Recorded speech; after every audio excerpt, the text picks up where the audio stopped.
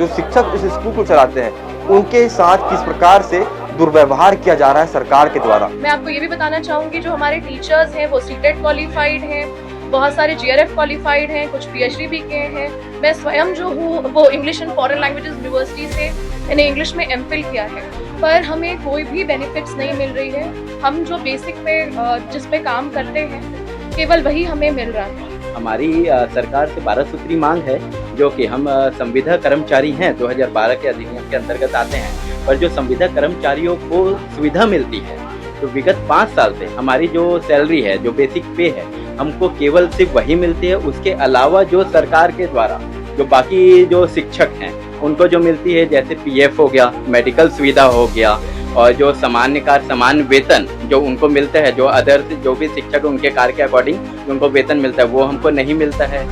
आप लोगों ने स्वामी आत्मानंद स्कूल के बारे में सुना ही होगा, आपने सुना होगा किस प्रकार से वहाँ के जो बच्चे हैं वो प्रावीण्य सूची में उनका नाम आता है। वो जो लोग हैं देश विदेश में नाम बटोरते हैं, अपने जिले का, अपने राज्य का नाम जो है वो बड़े बड़े पटलों पे जो है विख्याति रूप से प्रदर्शित करते हैं। लेकिन यहाँ पर जो है हमको देखने को क्या मिल रहा है कि जो लोग, जो शिक्षक इस स्कूल को चलाते हैं उनके साथ किस प्रकार से दुर्व्यवहार किया जा रहा है सरकार के द्वारा। उन्हें जो है किसी प्रकार की मेडिकल लीव नहीं मिलती, उन्हें किसी प्रकार से वेतन जो है वो रेगुलर टीचर के बराबर नहीं मिलता, वेतन में विसंगतियां होती हैं। इन सारी बातों को लेकर उनके पास ही जाएंगे, उनसे जाकर के इस पूरी घटना को लेकर के बातचीत करेंगे। मेरा नाम स्वप्निल श्रीवास्तव है। मैं ये कहना चाहूँगी कि हम विगत 5 सालों से आत्मानंद में काम कर रहे हैं, पर हमें कोई भी बेनिफिट्स नहीं मिल रही है। हम जो बेसिक पे जिस पे काम करते हैं केवल वही हमें मिल रहा है। जो अगर देखा जाए जो दूसरी जो बेनिफिट्स हैं, जैसे कि इंक्रीमेंट होना चाहिए वो नहीं मिल रहा है, टीए, डीए, मेडिकल फैसिलिटी, ये कुछ भी हमें प्राप्त नहीं हो रहा है। इससे इतनी मुश्किलें आती हैं कि जिसे बताना बहुत मुश्किल है। क्वालिटेटिव एजुकेशन हम बच्चों को प्रोवाइड करते हैं, लेकिन एज अ रिवॉर्ड हमें कुछ भी नहीं मिलता। यहाँ तक कि गर्मी की छुट्टियां भी हमें नहीं मिलती हैं। गर्मी की छुट्टियों में भी हम यहाँ पे आते हैं। सामान्य कार्य सामान्य वेतन ये हमारे साथ लागू नहीं है, और देखा जाए तो इससे बहुत ज्यादा मुश्किलें हो रही हैं। सभी चीजें, इतनी महंगाई बढ़ती जा रही है, लेकिन हमारा बेसिक पे जो हम ले रहे हैं हम केवल उसी को विड्रॉ करते हैं। उसके सिवाय हमें कोई भी बेनिफिट्स नहीं मिलती है, जिससे हमें परिवार चलाने में बहुत मुश्किल होती है। तो कंपैरिजन किया जाए रेगुलर टीचर से, तो आपके और उनके वर्किंग आवर्स सेम है? वर्किंग आवर्स सेम है। We are providing qualitative education. मैं आपको ये भी बताना चाहूंगी, जो हमारे टीचर्स हैं वो सीटेट क्वालिफाइड हैं, बहुत सारे जीआरएफ क्वालिफाइड हैं, कुछ पीएचडी भी किए हैं। मैं स्वयं जो हूँ वो English and foreign languages university से मैंने इंग्लिश में एमफिल किया है। अगर देखा जाए तो हमें बहुत अच्छी सैलरी मिलनी चाहिए, लेकिन इतनी बाउंटीफुल, इतनी कम सैलरी है कि हम बता नहीं सकते हैं। और देखा जाए तो परमानेंट टीचर से जस्ट हाफ सैलरी हम विड्रॉ कर रहे हैं, और ये बहुत चिंता का विषय है। बहुत ही हमारी सैलरी में इंक्रीमेंट होना चाहिए, बाकी सारी बेनिफिट्स हमें मिलना चाहिए जो एक परमानेंट एम्प्लॉय को, परमानेंट टीचर को मिलती है। इन सभी चीजों को लेकर आपने एजुकेशन मिनिस्टर से बात करने का ट्राई किया, बात का प्रयास किया आप लोगों ने? हाँ, हमने ये सारी चीजें, सारी मांगे उनके सामने रखी। क्या जवाब आया? वहां से कोई भी जवाब अभी तक नहीं आया है। अगर आप लोग के पक्ष में आने वाला जो निष्कर्ष है वो नहीं आता, तो आप लोग आगे क्या होगा? आगे फिर हम हड़ताल करना चाहेंगे। आगे हम यही चाहेंगे कि नियमितीकरण हो हमारा, क्योंकि अभी हम कलेक्ट्रेट के अंतर्गत आते हैं।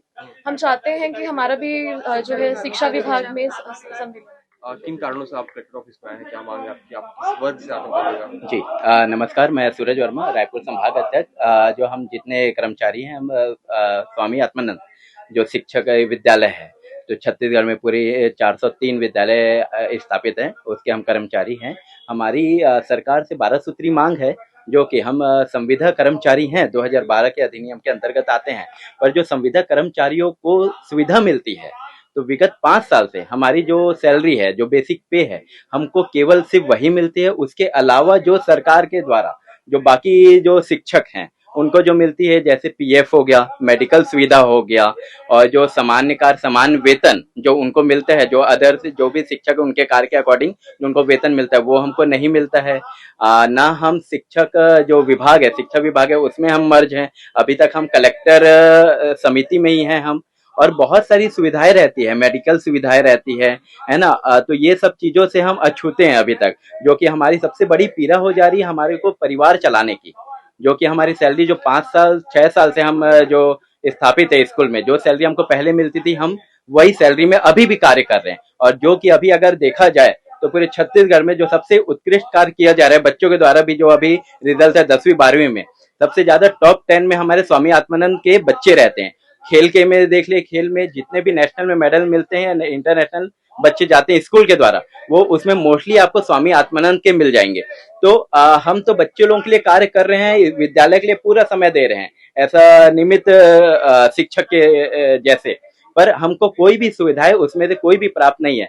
तो ये सरकार से हमारा मांग है, 12 सूत्री मांग, कि हमारी मांगों को पूरी की जाए। हमारा नियमित जो कर्मचारी हैं, जो शिक्षक है, उनके द्वारा ही हमको नियमितीकरण किया जाए।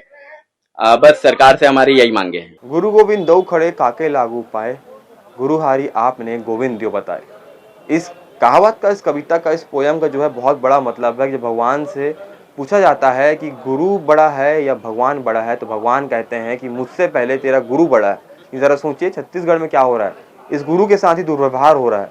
वो गुरु जो सबको पढ़ाता है, बढ़ाता है और एक अच्छा इंसान बनाने का प्रयास करता है, उसके साथ ही किस प्रकार से छत्तीसगढ़ की सरकार जो दुर्व्यवहार कर रही है और उन्हें किन किन मुश्किलों का सामना करना पड़ रहा है।